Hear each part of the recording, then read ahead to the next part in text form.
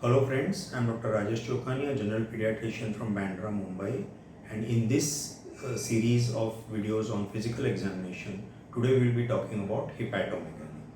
So can we anticipate hepatomegaly from the history?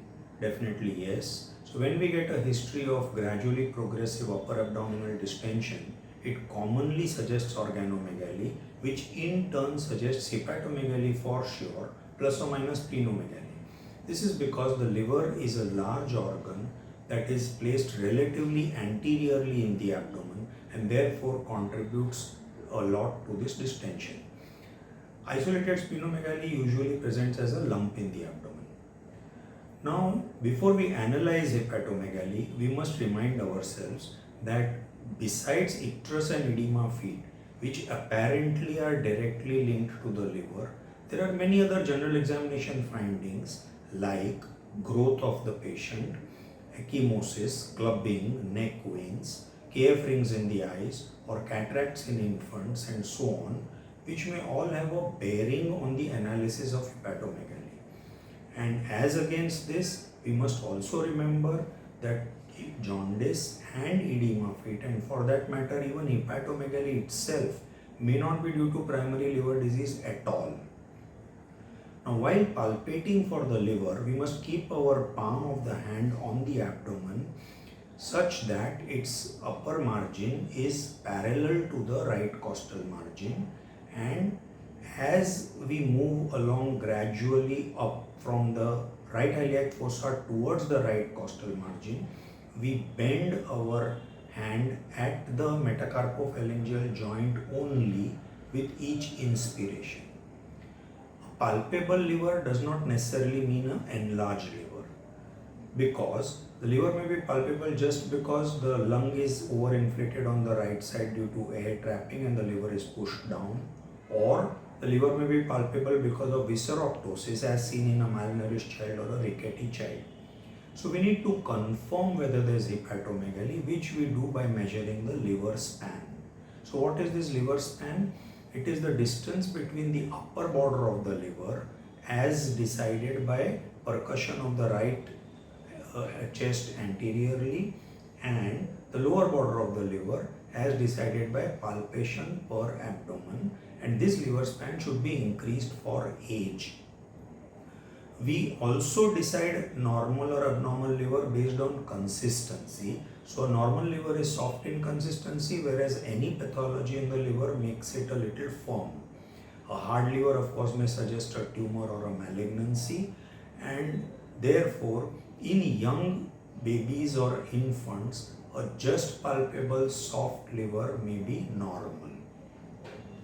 The surface of the liver is usually smooth and its margins are leafy, by which we mean that it is difficult to appreciate the margin normally because it moves away from the palpating finger like a leaf.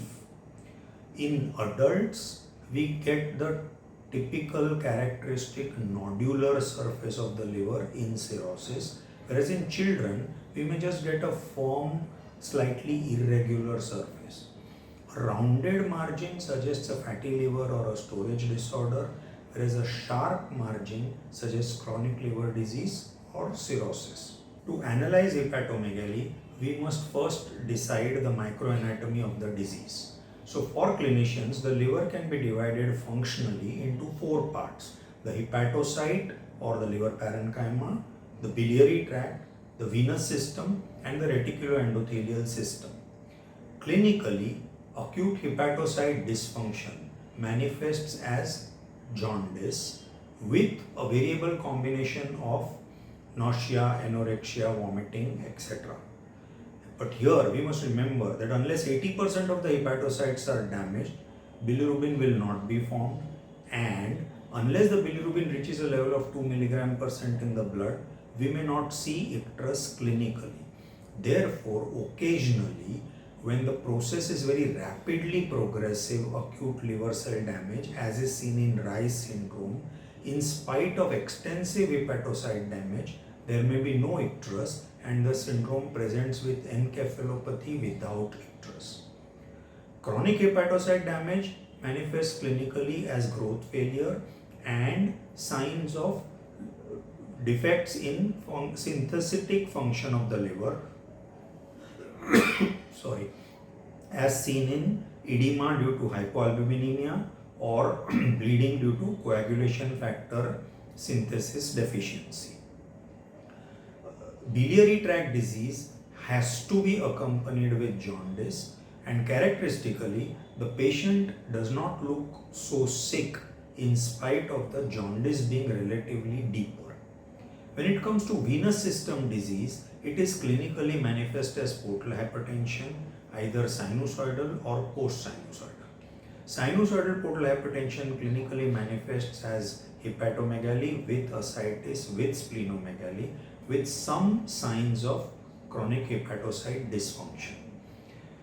Post-sinusoidal portal hypertension clinically manifests as hepatomegaly with ascites without any signs of hepatocyte dysfunction in the earlier stages. Of course, in the later stages, there may be additional signs of hepatocyte dysfunction. Here it is important to look for another clinical sign which is called hepatojugular reflux. So normally, when sustained pressure is applied to the right hypochondrium, the neck veins become transiently prominent, and then this quickly subsides as the right atrium accommodates this extra venous return. But when nothing happens after sustained pressure on the right hypochondrium, it might mean that this pressure has not been transmitted at all, suggesting that there is an obstruction in the venous pathway, either in the hepatic veins or in the IVC. Finally, reticuloendothelial cell disease presents clinically as hepatosplenomegaly without any hepatocyte dysfunction or ascites. So, in this manner, by carefully analyzing the clinical symptoms, we can attribute them to one particular microanatomical part or section of the liver or more parts. Now, next thing to do is to try and decide the pathology also clinically. So, a tender hepatomegaly would suggest acute inflammation, and acute inflammation is often accompanied with or usually accompanied with acute loss of function manifesting as jaundice. So, this is what we see in acute viral hepatitis. Now, here again we must remember that acute hepatomegaly is usually tender, but subacute or chronic hepatomegaly is not tender even if it is due to inflammation, as seen in disseminated tuberculosis and chronic hepatitis. Now, the other pathologies that we can make out clinically are degeneration, because a slowly progressive loss of hepatocyte function over a long time suggests degeneration, as in cirrhosis. A progressive enlargement of the liver without any affection of the hepatocyte function suggests infiltration, which is likely to be seen initially in storage disorders. Symptoms may come up later, or it may be seen in diseases like leukemia, lymphoma, or a hepatoblastoma. Now, when an enlarged liver is accompanied with signs of venous congestion, like prominent veins in the neck or ascites or edema feet, it may suggest that this liver is a congested liver. Now, having done the microanatomy and the pathology, if we club the two together, we can almost accurately come to the etiology of the hepatomegaly. So let us look at various situations. We have a tender hepatomegaly with fever, nausea, vomiting, anorexia. So our analysis is, and jaundice. So our analysis is that this is an acute inflammation with acute loss of function leading to jaundice, and it is due to an acute infection, and therefore this is viral A hepatitis. Now, if this same situation we modify and we say that it is a tender hepatomegaly but without jaundice, what it means is that 80% of the hepatocytes are not yet damaged, which means this is likely to be localized inflammation as against generalized inflammation, and this is what we see in a liver abscess, which is exquisitely tender. So tender hepatomegaly but with fever but without jaundice is a liver abscess.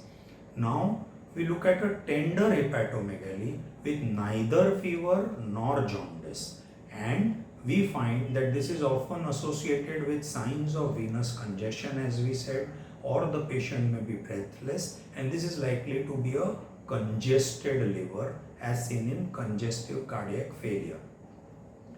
Look at a liver which is associated with ascites but no hepatocyte dysfunction. We already said this may suggest a Budd-Chiari syndrome like situation, and again similarly, if we look at a liver with prominent veins but no symptoms of such congestive cardiac failure, then this might suggest a constrictive pericarditis, and again here we need to look at the hepatojugular reflux.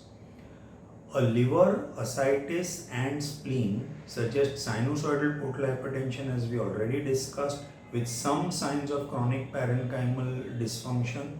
So what happens here is that because there is a distortion of the architecture of the liver, the venous system is damaged. Clinically, we appreciate a firm liver, irregular liver, which tells us that there is regeneration following degeneration, and therefore if we put the whole picture together with growth failure, where the weight is affected more than height but both weight and height are affected, it tells us that all this is happening over a very long period, and therefore our clinical diagnosis is cirrhosis of liver. In a patient with hepatomegaly with fever but no other signs of hepatocyte dysfunction, it suggests that this hepatomegaly is due to RE system involvement, and therefore we think of infections and malignancies as the most likely cause. When hepatomegaly is the only symptom or sign without anything else, it usually suggests either a tumor or a storage or a congested liver. When it is a localized swelling, it would suggest a tumor or a cyst. So friends, we realize that by carefully analyzing hepatomegaly with relevant parts of other general examination and relevant parts of history, we can almost always come to an accurate etiological diagnosis. Thank you. The next video will be by Dr. Khare sir on splenomegaly. Thank you.